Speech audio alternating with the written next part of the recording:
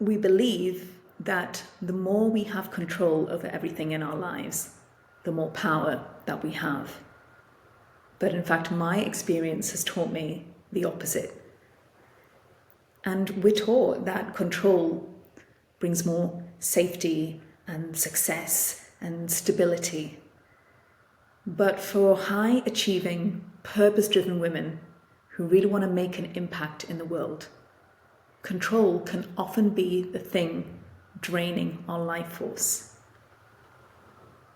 And this spans across all of the decisions that we make on a day-to-day basis.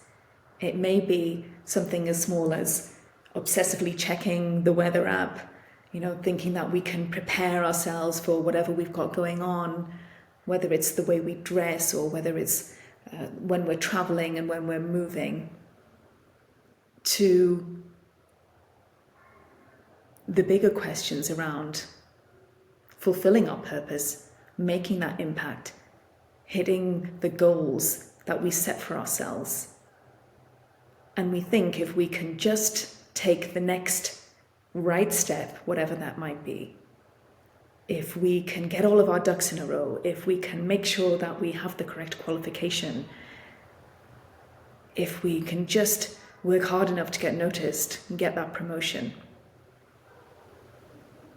And these are all the micro decisions and actions that more often than not lead to overthinking, overwhelm, and often burnout. And the truth is, when we let go of control, when we surrender and move into sovereignty, into a state of inner stability, that's when our energy changes and everything in our world starts to respond to that and starts to organize around us. Because we're living inevitably in this illusion of certainty when we're trying to control every single thing. But the more we can let go, the more in tune we are with nature, with our ecosystem, and with the energy of other beings who are in our lives. And so I want to talk for a minute about where this need for control comes from. A lot of it's from conditioning, from our family, from our culture, and really from our true nature as human beings. We're wired for survival. And so we think that the more we can control the external circumstances, that will bring us the safety, the stability that we need. And from my personal experience, this came a lot from being the daughter of parents who were the first generation to emigrate from India to the UK, who came with very little to a new country and were really working hard to provide their children with an incredible life. And I was always taught that I had to work harder, be one step ahead of the person next to me, that I had to prove myself because my father himself, who was working as a doctor, experienced a lot of discrimination because of the color of his skin. And so this survival instinct was amplified, and he wanted to protect his children. And so that pushing and not being able to slip, always having to be the good girl, became a part of who I was. And this high achievement became a survival strategy. And so it makes sense that as I moved into adulthood, this translated into different areas of my life, into my further education studies, into my career. But as I've moved into this world of entrepreneurship, which is a crazy ride, where I'm now having to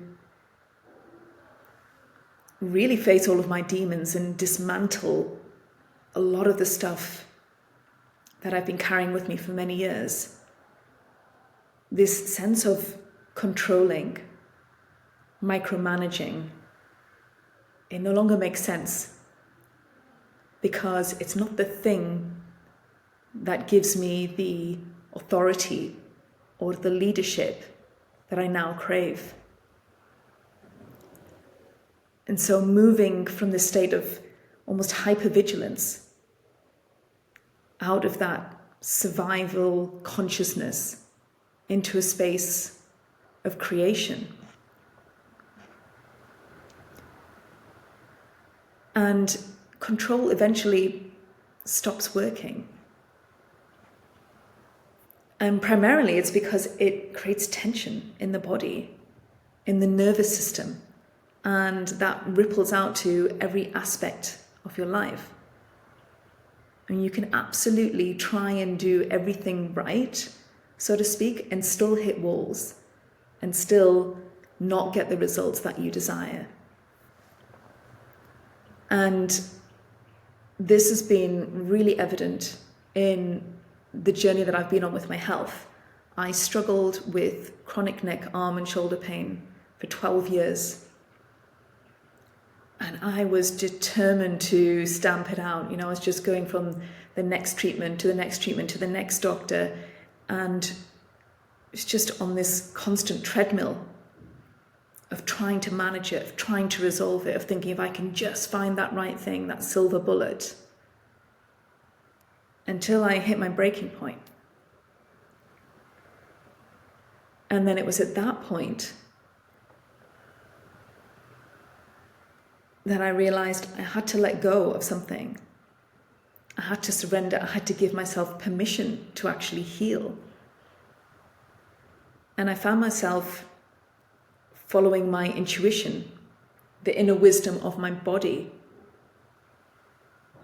My body had been trying to tell me something for a long time, but I hadn't slowed down enough to hear it, because I was always the work hard, play hard girl, trying to just keep moving forward and keep pushing. And when I followed my intuition, against all the odds, against all the advice of people around me,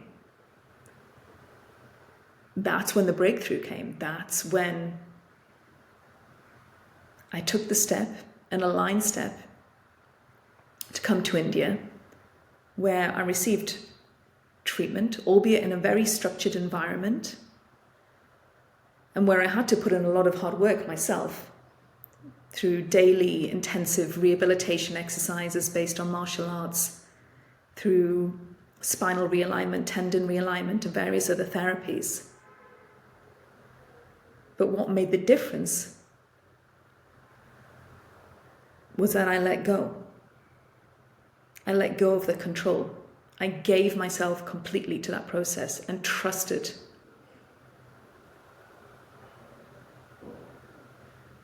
And after 6 weeks, I had completely transformed. I had let go of years of pain that was stuck in the body. I felt revitalized, energized again. I reclaimed my life force. And 6 years later, I'm still completely pain-free.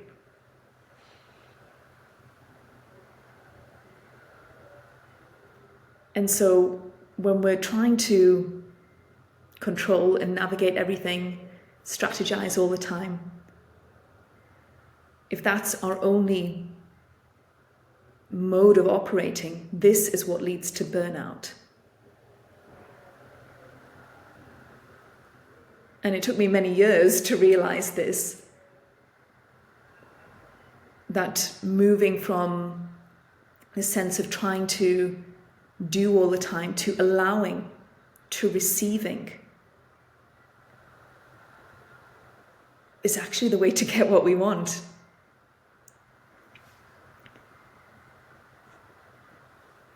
And this journey, this awakening of listening to the body, of intuition, is what we as women have been taught to suppress for a really long time. And it's no wonder that so many of us are struggling to keep it all together. And it shows up in the body inevitably. Stress, the overwhelm, the people pleasing, trying to keep it all together. And it's strange that this has become normal, because the feminine is not weak. The feminine is strong. But in order to be able to inhabit our power fully, we need to soften and allow and come back to an inner axis of power. The inner stability, that inner sovereignty, instead of giving away our power to everyone and everything outside of us.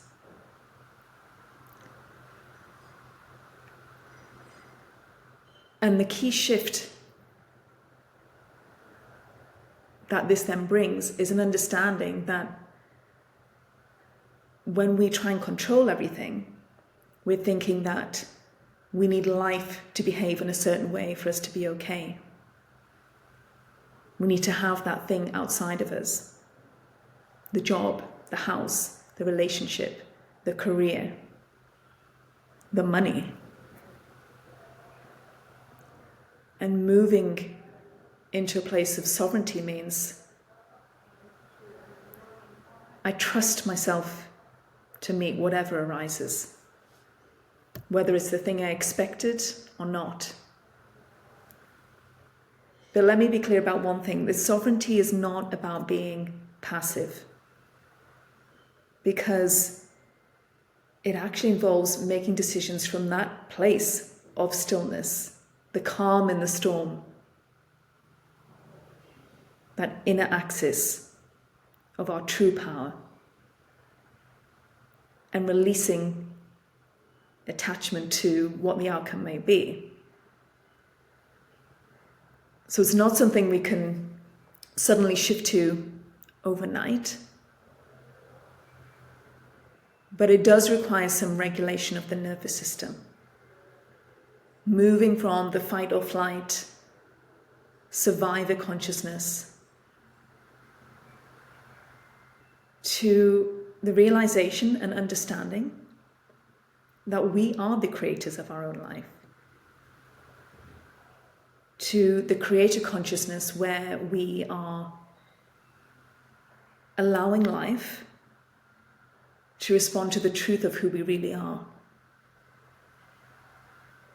allowing our truth to emanate, allowing it to be expressed.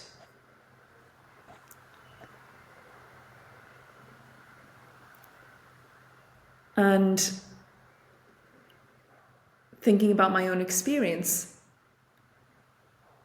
when I took that decision to come to India to heal myself,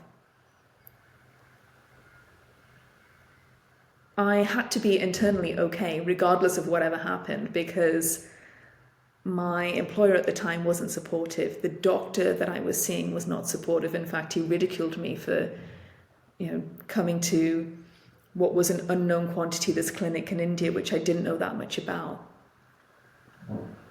My father was also quite wary of it. He was also a doctor, and he was pretty skeptical, worried. But I knew that I was going to be okay, no matter what the outcome was, even though I was traveling thousands of miles, spending all this money, and who knew if I was actually going to improve as a result of the treatment. That was the seed for me to develop this innate sense of trust in myself, but more importantly, in my body. And now I always allow my body to guide me. Every decision I make is led by my body, not by my mind.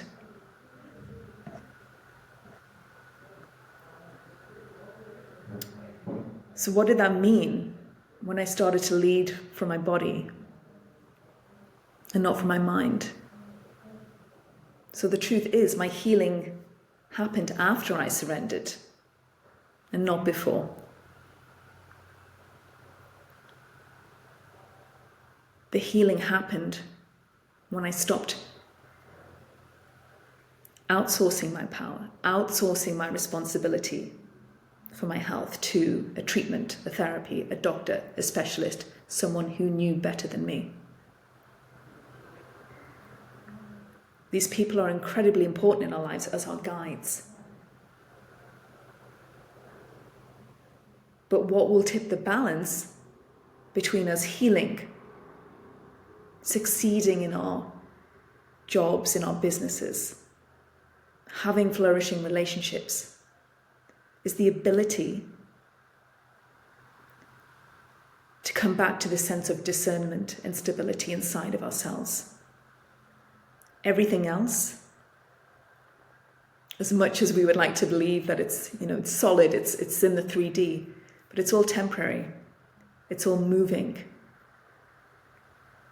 It's all part of this illusion of stability, when the true stability lies within. And I've experienced this time and time again. In recent years, I've been spending more and more time in India, and it's a far cry from life in the UK. Because every time I've tried to plan out my time in India, it has rarely gone according to plan. And it's a world of chaos and unexpected things happening. It's very unpredictable. It does not respond, the energy here does not respond to micromanaging. But truly, whatever has happened, I've been okay. And that included, breaking my leg and having to experience the medical system here and undergo surgery. But knowing that I can come back to myself,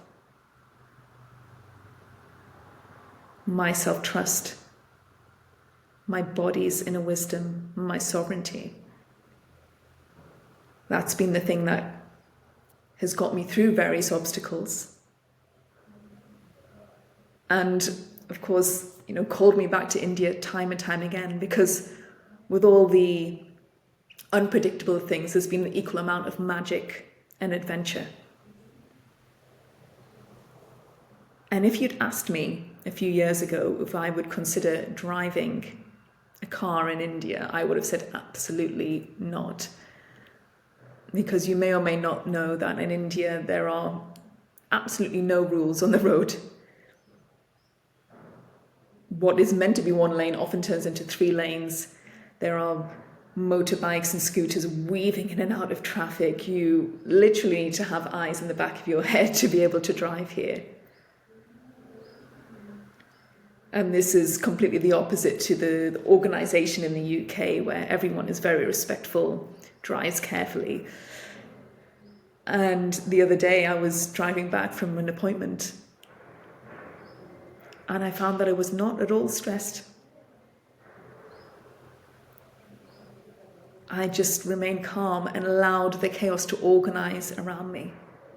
I allowed the energy to organise around my energy.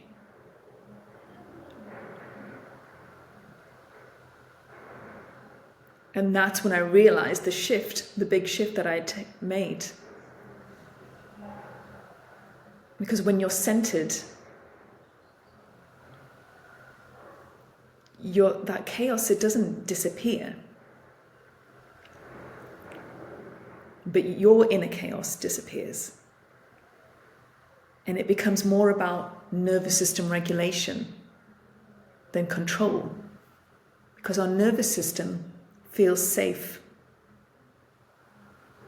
when we are present, not planning, not micromanaging, not controlling. And here's the rub. The more you let go of control, the more you receive. Because you're not simply reacting to circumstances, to life, to what's presented to you. You're more present. You feel more ease. And you receive more. You receive more generosity, more support. In the past few months, I've found people responding completely differently to my energy. They always say, if you want to test your spirituality, go home and see your family.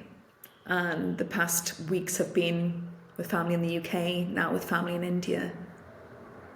And I've overwhelmingly been received with so much love and care, of course, but also because I've been open, because my energy has been different. There's been less friction.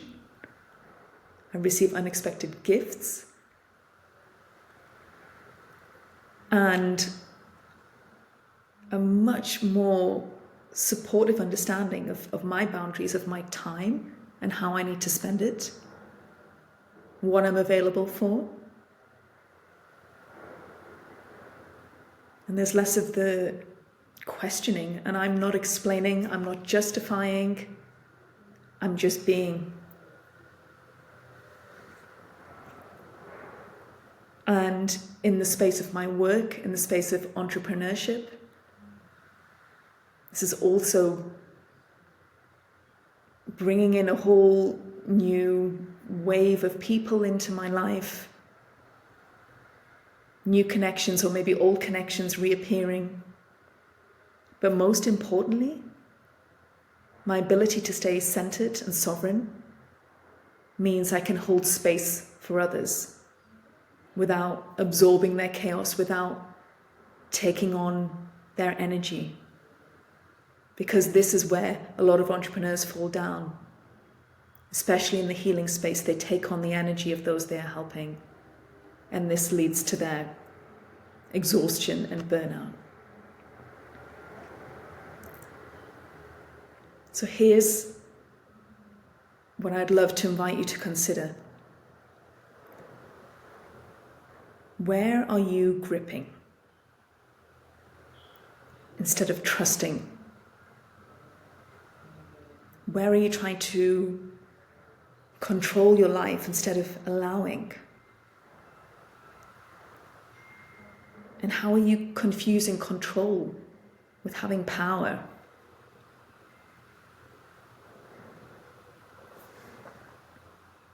And what would it mean to come back to yourself, to your truth, to your center?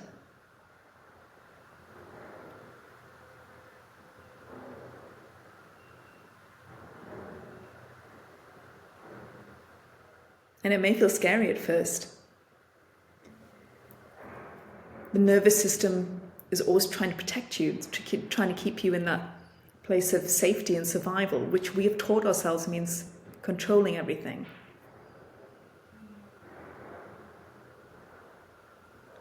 But my invitation to you is to find one place where you can let go a little and see what happens, see what you receive, see what shifts.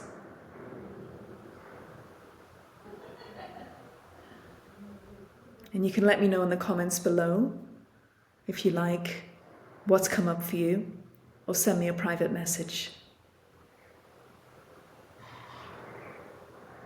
And if this resonated, hit follow and stay tuned for more videos like this.